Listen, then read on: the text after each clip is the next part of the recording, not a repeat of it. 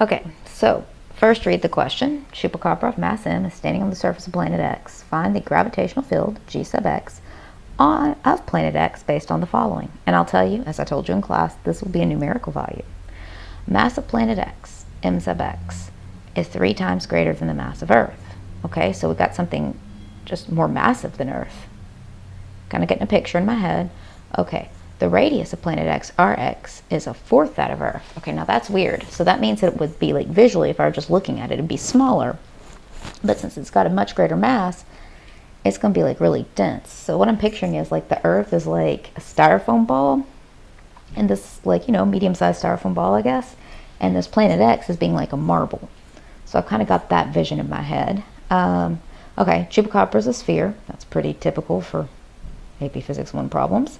And G sub E is, this means approximately, this little tilde looking thing here, is negative 10 newtons per kilogram. And that should look like G is approximately equal to negative 10 meters per second squared, because gravitational field and acceleration due to gravity are the same thing. You just use it as acceleration in kinematics and as gravitational field in dynamics. But be careful, AP can switch those around to trick you.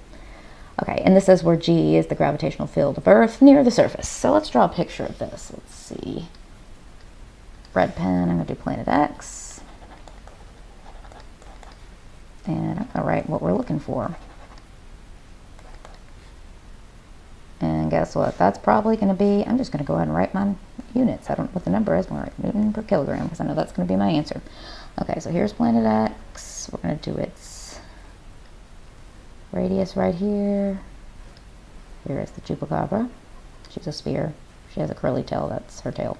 Anyway, so this right here would be the radius, and the chupacabra is the radius away from the, I guess I should draw it right here because she's up there.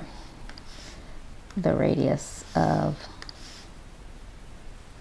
planet X, because she's standing on the surface or near the surface. Close enough. Might be standing on a chair or something. Okay, so there we go.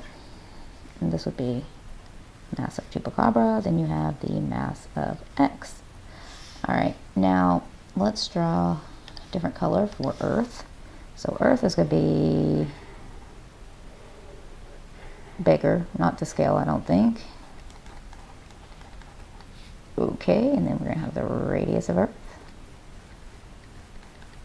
and the mass of Earth. And just for comparison's sake, let's just kind of look at what would be going on with the chupacabra. Mass of chupacabra on Earth. And here's the other big important thing that you know. Gravitational field on the surface of Earth. I'm just going to write equals. I put approximately over here, but we're going to do that.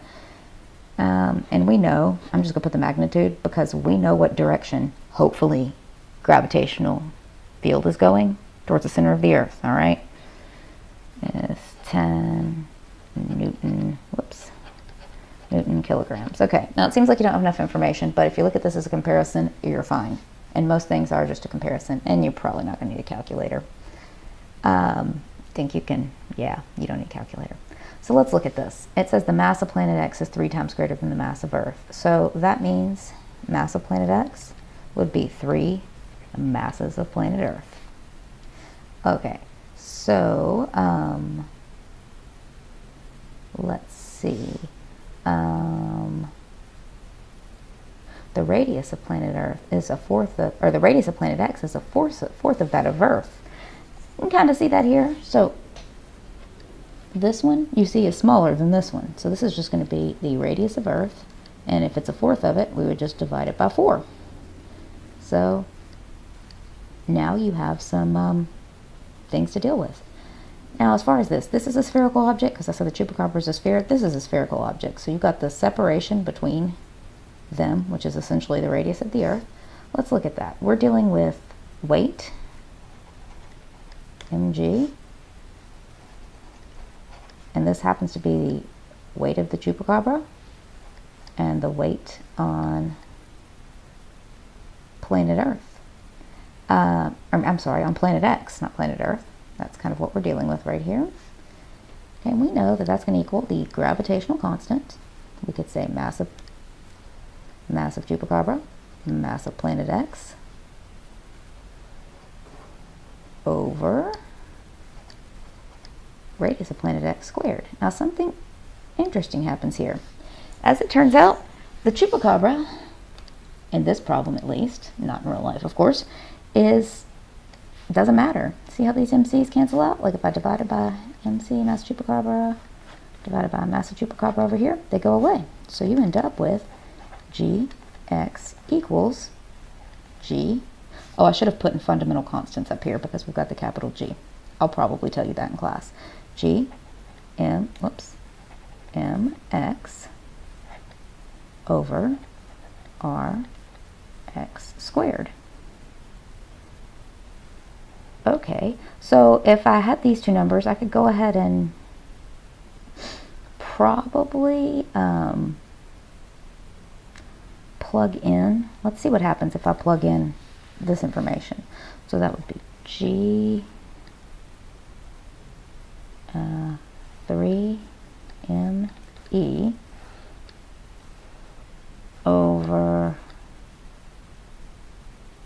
4, because see, I'm just going to flip this, 4 squared, or I didn't need to put that in parentheses, 4 squared over RE squared.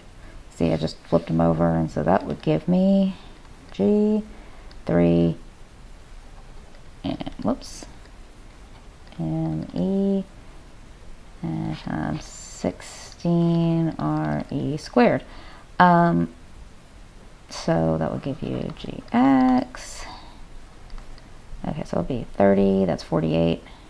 So you'd end up with 3 times 16 is 48. I'm just going to write that out here. 48 ME over RE squared. See, because 3 times 10 is 30, 3 times 6 is 18, 30 plus 18, 48, if I'm not mistaken. Tell me if I'm wrong on that. Okay, so now you know this.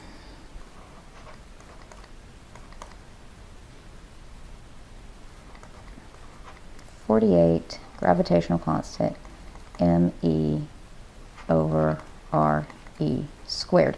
So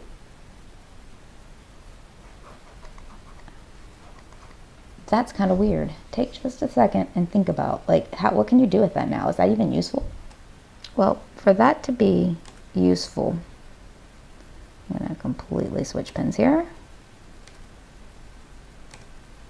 You would probably need a little bit more information about gravitational field of Earth. So what I'm going to do is I'm going to take, this is going to be for Earth over here, and let's say the gravitational field of, or let's just look at the chupacabra's weight on Earth.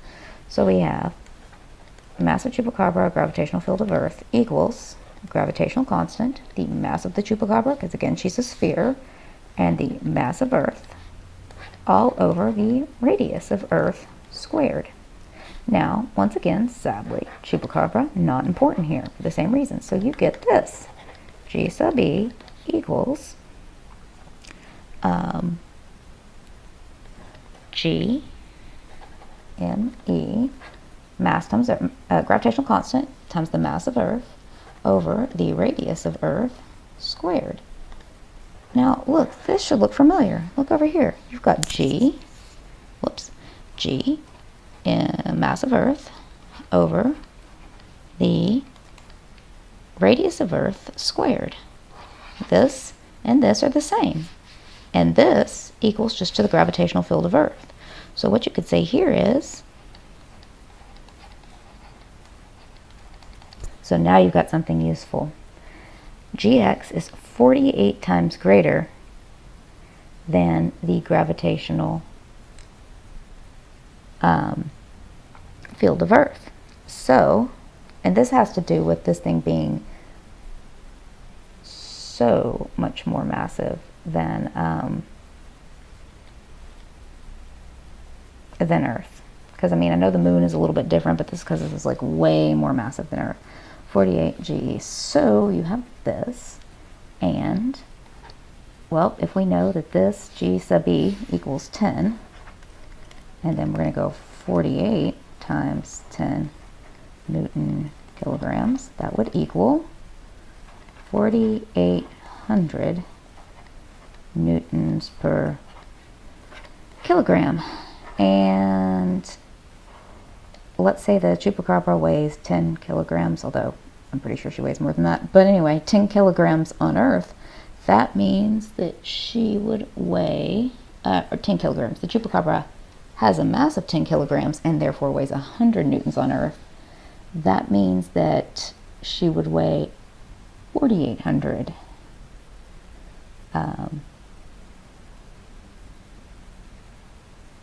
newtons on this planet. And I just realized I made a mistake. I wonder if you can find it. I did my math wrong, because she would weigh 4,800 newtons on this planet, but here, I'll give you a hint.